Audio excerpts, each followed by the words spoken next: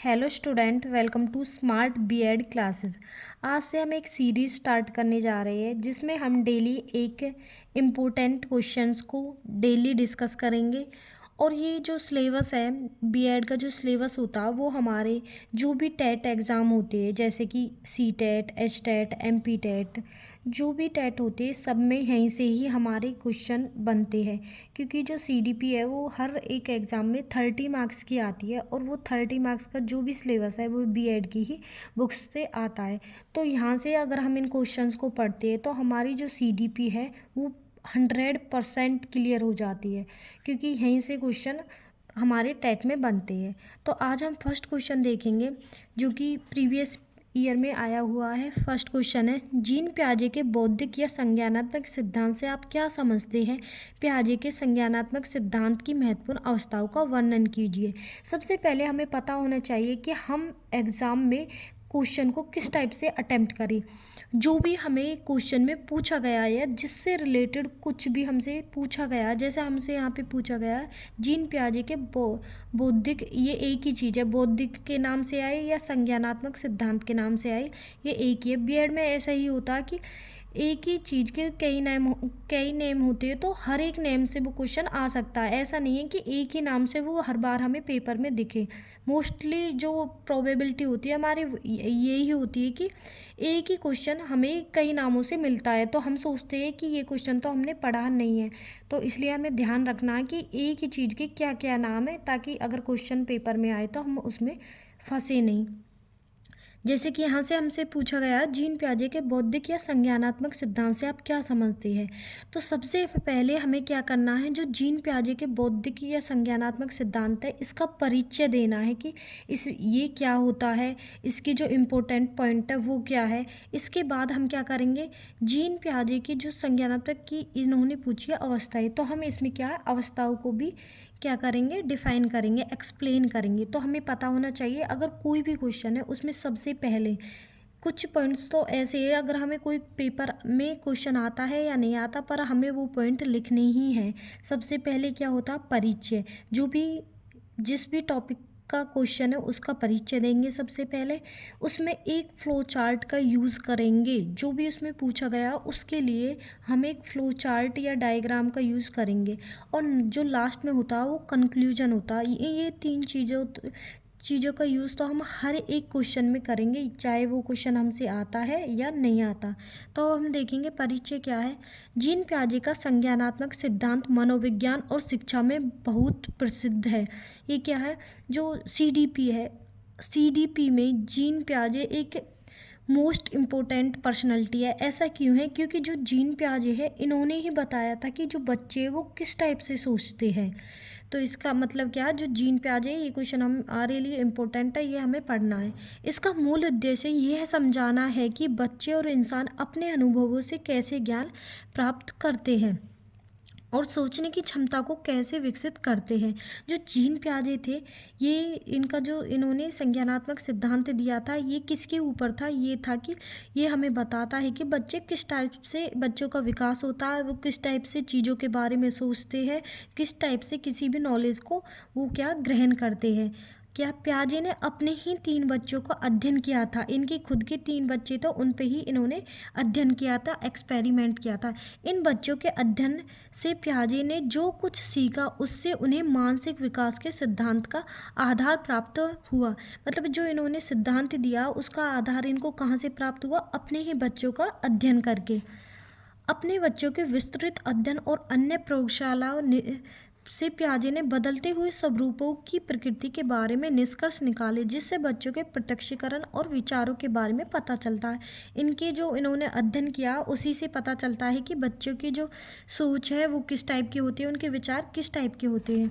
इन्होंने बताया, इससे पता चलता है जैसे जैसे बच्चे शैशवावस्था से किशोरावस्था तक पहुँचते हैं। शैशवावस्था होती है हमारे 0 से 2 वर्ष की, किशोरावस्था होती है हमारी अप्रॉक्स 19 तक होती है। तो इन्होंने बताया कि जब बच्चा मतलब पैदा होता तब से लेकर जो किशोरावस्था तक है उनका विकास किस टाइप से होता है, वैसे वैसे बच्चे के प्रत्यक्षीकरण और उसके विचारों के बारे में पता चलता है। अब इन्होंने जो अपना सिद्धांत दिया था उसमें कुछ इम्पोर्टेंट वर्ड्स का यूज़ किया था, वो जो वर्ड्स है वो हमारे लिए मोस्ट इम्पोर्टेंट है। तो इन्होंने क्या, प्याजे के सिद्धांत के मुख्य बिंदु, ये हेडिंग डाल के हम लिखेंगे स्कीमा। स्कीमा क्या होती है? सबसे पहले जो हम इसके बारे में पढ़ रहे हैं, संज्ञानात्मक सिद्धांत। संज्ञानात्मक का बस हमारी क्या है, संज्ञानात्मक क्या होता है, इसका जो भी कनेक्शन है वो हमारी मेंटलिटी, थिंकिंग, रीजनिंग इससे है। तो जहाँ संज्ञानात्मक आएगा वहाँ हमारी जो विचार है, एबिलिटी, जो हमारी थिंकिंग एबिलिटी है, रीजनिंग है, उससे रिलेटेड टॉपिक्स है, मतलब उससे रिलेटेड हमें बताना है। तो स्कीमा क्या होता है? स्कीमा वह मूल संरचना है जिससे बच्चा अनुभव को और जानकारी को व्यवस्थित करता है। इसका मतलब क्या है? अगर हम कोई भी वस्तु देखते हैं, कुछ भी अगर हम देखते हैं, तो उसको देखते ही हमारे मन में कुछ विचार आते हैं। उन विचारों को ही हम क्या बोलते हैं? स्कीमा बोलते हैं। तो अगर हमने कोई वस्तु देखी, उससे रिलेटेड हमारे माइंड में जो भी विचार आए हैं, और हम अगर उस वस्तु के बारे में पढ़ना स्टार्ट करते हैं, तो हम देखते हैं कि हमारे वो विचार सही है या गलत है, या हम उसकी जो पढ़ के जो एक्स्ट्रा नॉलेज है उसको अपने विचारों में क्या करते हैं? ऐड। इसी को क्या बोलते हैं हम? स्कीमा। अभिग्रहण, नया अनुभव को पुराने स्कीमा में फिट करना। ये क्या होता है? अभिग्रहण का मतलब होता है जो भी, मतलब हम किसी भी चीज़ के बारे में पढ़ रहे हैं, देख रहे हैं, अनुभव कर रहे हैं, उसको जो भी हमारे माइंड में उस वस्तु को देखते ही विचार आए उसमें फिट करते हैं, तो वो क्या होता है? हमारा अभिग्रहण। संशोधन क्या होता है? नया अनुभव पुराने स्कीमा से मेल नहीं खाता। ये ऐसे है, अभिग्रहण और संशोधन का मतलब क्या? जैसे कि हमने किसी बच्चे को बताया, अगर हमारे पास हमने किसी एक बच्चे अगर किसी एक कुत्ता को देखते हैं, तो हम उसे बताते कि इसके 4 पैर है, तो ये क्या, कुत्ता। तो नेक्स्ट टाइम अगर वो एक कछुआ भी देखता है, अगर वो सोचता है कि इसके भी 4 पैर है, तो ये क्या है, हमारा कुत्ता है। तो ये क्या होता है? इसका अभिग्रहण होता है। बट वो क्या करता है, जब उसको पता चलता है ये कुत्ता ना होके क्या है, कछुआ है, तो वो क्या करता है, अपनी नॉलेज में जो उसने ये सोचा था देख के कि ये क्या है, कुत्ता, तो उसमें क्या है, कुछ करेक्शन करता है, संशोधन करता है कि नहीं ये एक कछुआ है। तो वो क्या होता है, वो होता है उसका संशोधन करना, मतलब उसने अपनी स्कीमा में थोड़ी चेंजमेंट की कि हाँ इसके 4 पैर है, बट फिर भी ये क्या है, ये एक कुत्ता ना होकर क्या है, एक कछुआ है। और क्या होता है? संतुलीकरण, मन की वह स्थिति जिसमें बच्चा नई जानकारी को समझने और पुरानी जानकारी के साथ मिलाने में संतुलित रहता है। हमने यहाँ पे पढ़ लिया कि जो उसका मतलब इंट्रोडक्शन है वो क्या है। उन्होंने सबसे पहले क्या, हमने परिचय पढ़ा, उसमें हमने कुछ इम्पोर्टेंट पॉइंट्स पढ़े, तो हमने जो वो है उसका कंप्लीट एक्सप्लेन कर दिया है कि वो सिद्धांत क्या है, संज्ञानात्मक सिद्धांत पियाजे ने इसमें क्या क्या बताया है और क्या क्या शब्दों का यूज़ किया। अब हम देखेंगे क्या अवस्थाएं, पियाजे के संज्ञानात्मक सिद्धांत की महत्वपूर्ण अवस्थाएं। तो संज्ञानात्मक विकास के 4 मुख्य चरण और अवस्थाएं अगर आ जाएगी, पियाजे के संज्ञानात्मक विकास या सिद्धांत की जो 4 अवस्थाएं हैं या 4 चरण है उनका वर्णन कीजिए। तो हमें याद रखना जो चरण है और अवस्थाएं है वो क्या है, एक ही चीज़ है। तो इन्होंने 4 अवस्थाएं या चरण दिए थे, जो कि क्या है, सबसे पहले होती है संवेदी गामक अवस्था, ये क्या है, 0 से 2 वर्ष होती है। फिर है पूर्ण संक्रियात्मक अवस्था, जो कि क्या होती है, 2 से 6 वर्ष तक की होती है। प्रत्यक्ष संक्रियात्मक अवस्थाएं 7 से 12 वर्ष की होती है।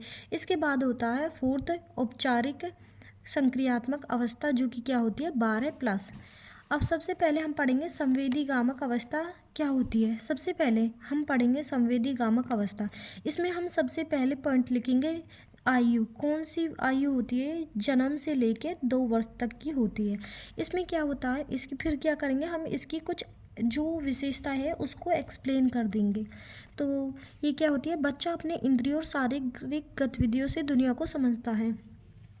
जब वो 2 वर्ष तक का होता है तो वो बोल नहीं सकता, वो बता नहीं सकता कि मुझे भूख लग रही है, तो वो क्या करता है, रोता है। तो मतलब क्या, वो अपनी जो भी चीज़ें हैं खुद को समझना या दूसरों को समझाना किसके द्वारा करता है? इंद्रियों के द्वारा करता है। तो जो भी हमारी संवेदी कामक अवस्था होती है, इसमें इंद्रियों का महत्वपूर्ण इम्पोर्टेंस होती है, क्योंकि इसमें बच्चा सभी काम किसके द्वारा करता है? इंद्रियों के द्वारा करता है। इसके बाद क्या होती है? सेकंड पॉइंट लिखेंगे हम, ऑब्जेक्ट परमानेंस। ऑब्जेक्ट परमानेंस का मतलब क्या होता है? जब कोई बच्चा छोटा होता है, सबसे पहले हमें पता होनी चाहिए ऑब्जेक्ट परमानेंस हमारी जो ये अवस्था है 0 से 2 वर्ष की होती है। तो ऑब्जेक्ट परमानेंस स्टार्टिंग में नहीं होती, बट 2 वर्ष के अंत तक आते आते क्या है, बच्चा ऑब्जेक्ट परमानेंस बच्चे के अंदर आने लगती है। अब ऑब्जेक्ट परमानेंस का मतलब क्या होता है? इसका मतलब होता है, अगर कोई बच्चा है, अगर हम उसका कोई खिलौना लेके उसको दुबका देते हैं और उससे बोलते हैं कि इसको चिड़िया ले गई, या मतलब, तो उसके माइंड में जो उसका एग्जिस्टेंस है वो ख़त्म हो जाता। वो सोचता है कि हाँ रियल में चिड़िया लेगी, या अब वो चीज़ है ही नहीं। बट 2 वर्ष के अंत तक आते आते अगर आप बच्चे से यही बोलोगे चिड़िया लेगी, या उसके खिलौने को दुबका देंगे, तो वो सोचता है कि नहीं वो है, इन्होंने दुबका दिया। तो वो क्या करता है? उसको ढूंढने की कोशिश करता। तो ये क्या होती है? हमारी ऑब्जेक्ट परमानेंस। इसके बाद है सेकंड स्टेज, पूर्व संचालन अवस्था। सबसे पहले लिखेंगे आयु, जो कि क्या होती है 2 से 7 वर्ष तक। और इसमें क्या होता है, जो 5 वर्ष तक हमारी कोई भी बच्चा है उसका क्या होता है, भाषा का सबसे अधिक विकास होता है। अगर किसी बच्चे को कोई भी भाषा सिखानी है तो क्या होती है, वो उसकी बेस्ट एज क्या होती है, 5 वर्ष तक। तो हमें याद रखना है, जो सेकंड स्टेज होती है इसमें क्या, भाषा का सबसे अधिक क्या होता है, विकास। सेकंड क्या होता है, ईगो सेंट्रिक थिंकिंग। इसमें बच्चे क्या होता है, ईगो सेंट्रिक थिंकिंग होती है। बच्चा दूसरे के दृष्टिकोण को नहीं समझता, मतलब उसको लगता है जो वो कर रहा वो सही है, जो वो सोचता है वो सही है, जो वो बोलता है वो सही है। जैसे कि अगर किसी बच्चे की पेंसिल इरेजर को कोई चुरा लेता, तो वो क्या कोशिश करता कि वो भी उसकी चीज़ों को छीनने की कोशिश करता, या पेंसिल को चुराने की कोशिश करता। तो इसे क्या बोलते हैं हम, ईगो सेंट्रिक। इसके बाद होती है प्रतीकात्मक खेल और कल्पना में रुचि होती है। बच्चे अपने दोहरे से ही क्या करते हैं, प्रतीकात्मक सोच बनाते हैं। प्रतीकात्मक सोच का मतलब क्या है, जैसे कि बच्चा अपनी गुड़ियों को खाना खिलाता है या कल्पना से बातें करता है, ये क्या है, उसकी प्रतीकात्मक सोच होती है। थर्ड होती है प्रत्यक्ष संक्रियात्मक अवस्था। ये क्या होती है, 7 से 12 वर्ष की होती है। इसमें आयु क्या होती है, 7 से 12। हम यहाँ ना लिख के इसको यहाँ पे लिखेंगे ताकि हमारा एक एक्स्ट्रा पॉइंट बन जाए, 7 से 12 वर्ष। फिर हम लिखते हैं विशेषताएं। बच्चा तार्किक सोच करना शुरू कर देता, मतलब बच्चे रीजनिंग लगाना शुरू कर देते, क्या सही है क्या गलत है, कैसे सही है कैसे गलत है, ये सब सोचना स्टार्ट कर देता। फिर क्या, कंजर्वेशन समझता है।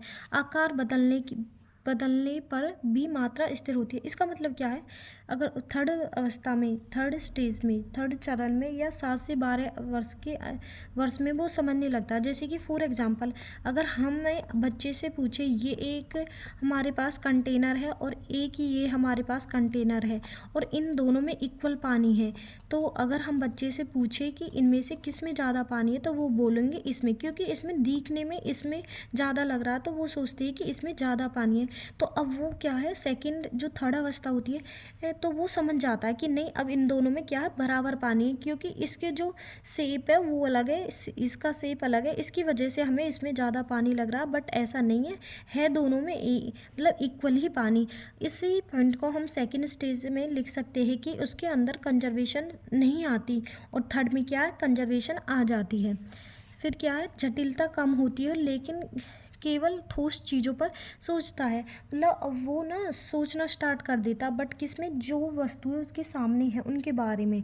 वो यहाँ पे क्या, उनकी जो थिंकिंग लेवल है वो थोड़ा इंक्रीज होता है। पानी को एक लंबी और पतली ग्लास में डालने पर भी बच्चा जानता है कि पानी की मात्रा वही रहती है। तो मतलब वो समझ जाता है कि जो, मतलब अगर पानी इक्वल है तो किसी भी बर्तन में अगर हम डालेंगे तो वो इक्वल ही रहेगा, वो ये मैटर नहीं करता कि वो पतला है या मोटा है चौड़ा है, ये कोई मैटर नहीं करता। अब फोर्थ स्टेज आती है हमारे पास, औपचारिक संचालन अवस्था। आयु क्या होती है, 12+ होती है। विशेषताएं, बच्चा एब्स्ट्रैक्ट और हाइपोथेटिकल सोच में सक्षम हो जाता है। एब्स्ट्रैक्ट का मतलब होता है वे चीज़ें जो हम, मतलब हमारे सामने प्रेजेंट में नहीं है, मतलब हमारे सामने वो दिख नहीं रही, बट हम मेंटली लेवल पे उसके बारे में सोच रही है, उनके बारे में थिंकिंग कर रही है, ये क्या होती है, एब्स्ट्रैक्ट। तो मतलब अब वो खुद से चीज़ों के बारे में सोचना स्टार्ट कर देता है, अपनी एब्स्ट्रैक्ट थिंकिंग को यूज करना स्टार्ट कर देता है। इसके बाद पॉइंट बी क्या, भविष्य की योजना बना सकता है और अपनी थियोरेटिकल सिद्धांतिक समस्याएं हल कर सकता है। अब वो अपने फ्यूचर से रिलेटेड भी चीज़ों को सोचने लगता है। बच्चा गणित या विज्ञान की अवधारणाओं को सक्षम होता है समझने में, और अगर ऐसा हुआ है तो क्यों, जैसे ही सोच कर सकता है। मतलब अब वो रीजन जानने लगता है चीज़ों के पीछे, ऐसा हुआ तो क्यों हुआ। इसके बाद हम लास्ट में लिखेंगे निष्कर्ष, जो कि फर्स्ट पॉइंट है, बच्चों की सोच क्रमिक रूप से विकसित होती है। मतलब इस जो संज्ञानात्मक विकास है पियाजे जी का, उन्होंने बताया है कि जो चीज़ें होती है वो क्या होती है, क्रमिक सोच में होती है। ऐसा नहीं है कि हम डायरेक्ट, जैसे कि कोई बच्चा है, मतलब उन्होंने बताया है कि जो बच्चे का विकास होता है, वो सोच होती है, वो सब क्या है, क्रमिक रूप में होता है। जैसे कि हर किसी का बच्चा, चाहे वो इंडिया का है या क्या किसी भी विदेश का है, तो हर बच्चा सबसे पहले चलना सीखता है धीरे धीरे, देन वह दौड़ना सीखता है। ऐसा कहीं पे भी नहीं होता कि बच्चा स्टार्टिंग से दौड़ना स्टार्ट कर देता है देन वो घुटनों के बल चलता है, ऐसा नहीं है। हर जगह जो विकास होता है वो क्या होता है, क्रमिक रूप में होता है। सीखने की प्रक्रिया सक्रिय होती है। मतलब अगर जितना हम सक्रिय एक्टिविटी करते हैं बच्चा उतना ही सीखता है। ये किसने बताया था, जीन पियाजे के संज्ञानात्मक विकास ने। संतुलन महत्वपूर्ण है। हाँ, बच्चों के अगर जैसे अभी हमने पढ़ा था कि वो कछुआ और कुत्ते में डिफरेंस नहीं कर पाता, तो वो क्या संतुलित नहीं है कि कछुए को देख के कि हाँ ये भी वो है कुत्ता। तो इसमें क्या, संतुलन करने के लिए हमें अपनी स्कीमा को चेंज करना चाहिए ताकि हम नई चीज़ें सीख सकें। तो संतुलन क्या होता है, महत्वपूर्ण। सोचने की क्षमता जटिल होती जाती है। जैसे जैसे एज बढ़ती है तो जो सोचने की क्षमता वो क्या होती है, जटिल होती जाती है, कॉम्प्लेक्स होती जाती है।